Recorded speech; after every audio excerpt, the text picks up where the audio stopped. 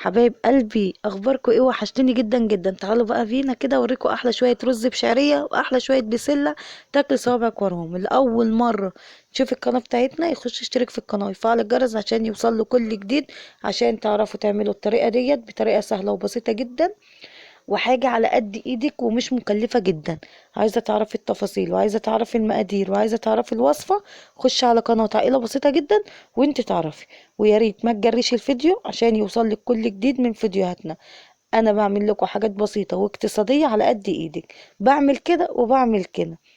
ماشي يا حبايب قلبي، وقولوا لي ايه رأيكم في طريقة الرز وطريقة البسلة بطريقة سهلة وبسيطة جدا. واللي عايز يتفرج علينا ويشوفها يخش بسرعة على القناة. يلا بينا على القناة. ازيكم عاملين ايه؟ وحشتوني قوي قوي قوي. يلا بينا نعمل احلى اكلة بسلة. بصوا يا جماعة، البسلة دي كنت لسه جايباها، تمام؟ والجزر كان عندي في التلاجة كنت مخزناه. جبت كمية كده وخزنته في التلاجة لأي وقت، تمام كده. والبسلة كانت لسه ايه، كانت لسه موجودة. وعندي جبت حبايتين بطاطس وقشرتهم مكعبات كده، وجبت البصل حبايتين وحطيت معاهم كام قرن فلفل بلدي كده. بس يا خسارة جت حراقة، جت حرقه والله العظيم ما كان قصدي. انا قلت بس تديها ايه، لسعت حرقان كده، لسعت. واخدين بالكم انتم؟ ما تركزيش معايا. المهم هفرم البصله. اللي خلاني فرمتها معلش عندي الهون، عشان عايزه افرم معاه الفلفل وانعمه، عشان كده ما حطيتوش في الهون. تمام. حطيت هنا معلقه سمنه على معلقه زيت، ما كترتش الدهان. ونزلت بالبصلايه زي ما بيقولوا كده ايه، ارداحي. وعملناها كده بطريقه سهله وبسيطه عشان تبقى جميله جدا. ما احنا عملنا حاجات حلوه ونزلناها، نعمل بقى حاجات ارداحي كده، حاجات حلوه على قد ايدك. انا برغي معاكم كتير قوي عشان تخشوا تكلموني وارد عليكم، تمام. هنا بقى رحت حاطه ايه، معلش مش مظبوطه الكاميرا، بس ايه، عشان اجيب لكم الرز برضه وانا بعمله. رحت هنا بشوح البصليه بالفلفل، والله العظيم الريحه كانت جباره حرفيا. البصله كانت حلوه، تغمزها بعيش كده. هنزل بقى كده بكيس شعريه، وانتي واقفه بتعملي شويه البسله اعملي جنب على العين التانية شويه الشعريات. بص تلاقي نفسك خلصتي اوام اوام وانتي بتعملي الاكل. بصوا الجمال بقى، يا تكات يا حركات، والله العظيم كانت احلى شويه بسله.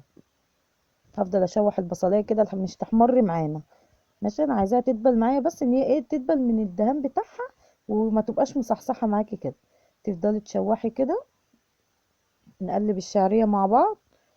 البنات اللي هي ما بتعرفش تعمل الرز، او اللي هم لسه مبتدئين اللي هم يقفوا في المطبخ، حاولي لما تيجي تعملي رز او تعملي اي نوع مكرونه، حاولي حطي شويه الميه اللي هي ايه، المعيار البسيط.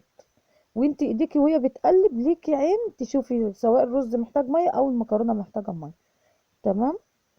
الشعريه هنحمرها وبنشوح البصليه كده مع بعض.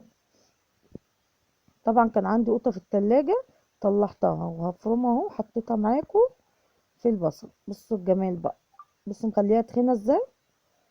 انا بوريها لكم نازله ازاي، يعني ما تخليهاش ولا خفيفه ولا تقيله.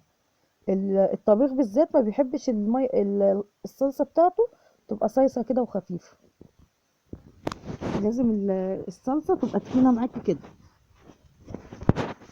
ادينا هو ما بتاخرش عليكم في الفيديوهات، انتوا ما تتاخروش عليا في التعليقات واللايكات. اهم شيء اللايك عشان فيديوهاتنا توصل للناس كلها. انا حطيت الغطا الصغير، محدش ايه يقول لي ايه الغطا الصغير ليه ومش ليه، تمام. انا الغطا ضايع مني ومش لاقيه عامه. كده بقى يا حبايب قلبي خلصت خلاص، حطيت الدمعة على ما احمر الشعرية. وقلت ايه، احب كده اعمل اكل اوام اوام. بصوا بقى بفضل احمرها، لازم ايدك على الشعرية عشان ما يبقاش فيه منها يتحرق وفيه يبقى ايه لسه ما احمرش. تبقى تخليها كلها حاجة واحدة. انا بحب بعد بقلب في الحاجة كده عشان كلها تيجي معايا درجة واحدة وتبقى لون واحد، تمام. خش بقى ايه، اكتبولي تعليقات جميلة.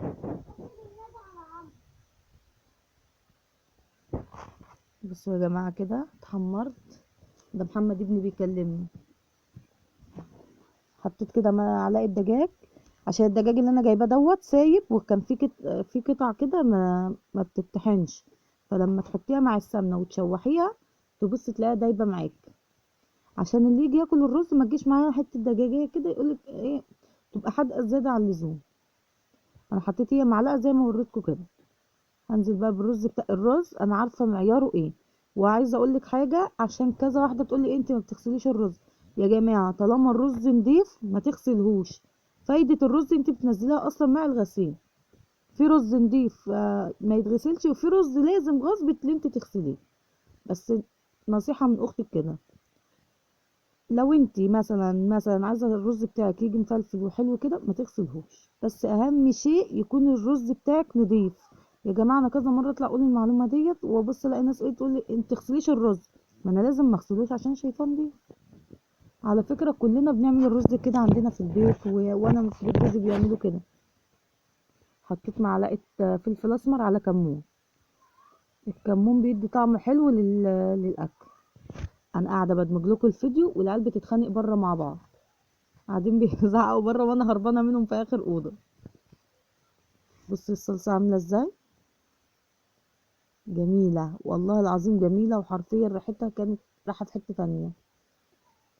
بصوا الجمال، يا جماله يا تكاته يا حركاته. تعالوا بقى نحط بقى ايه، معلقه سكر صغننه كده عشان الحموضه، وكمان بتخلي البسله يا خرابي جميله جميله. اللي بيعمل البسله بالطريقه بتاعتي دي يا ريت يقولي. هنزل بقى بالجزر والبسله مع بعض، بس شطفتهم الاول من التلج اللي هما فيها. وانزل بالبطاطس بتاعتنا. تمام كده. نعتبر الشهر ده عملت بسله كتير قوي. عندي العيال بيعشقوها واحنا اصلا بنعشقها، البسله اصلا جميل. بص الصلصه عامله ازاي، يا جماله يا تكات.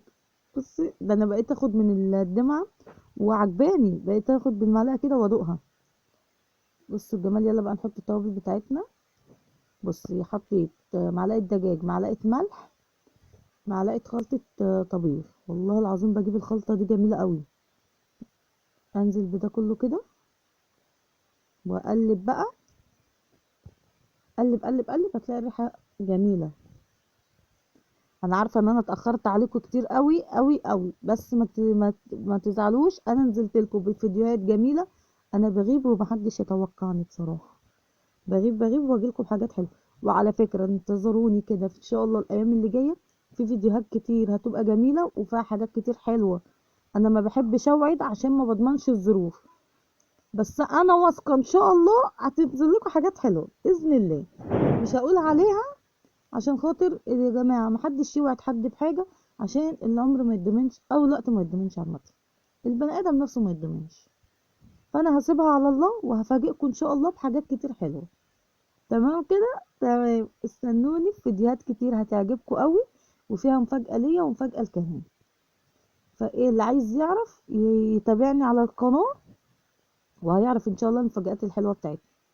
وهعمل لكم كتير كتير فيديوهات. انا ما برضاش اعمل روتينات، وما برضاش ايه الفطار عملته معاكم كذا مره، والروتين عملته معاكم كذا مره.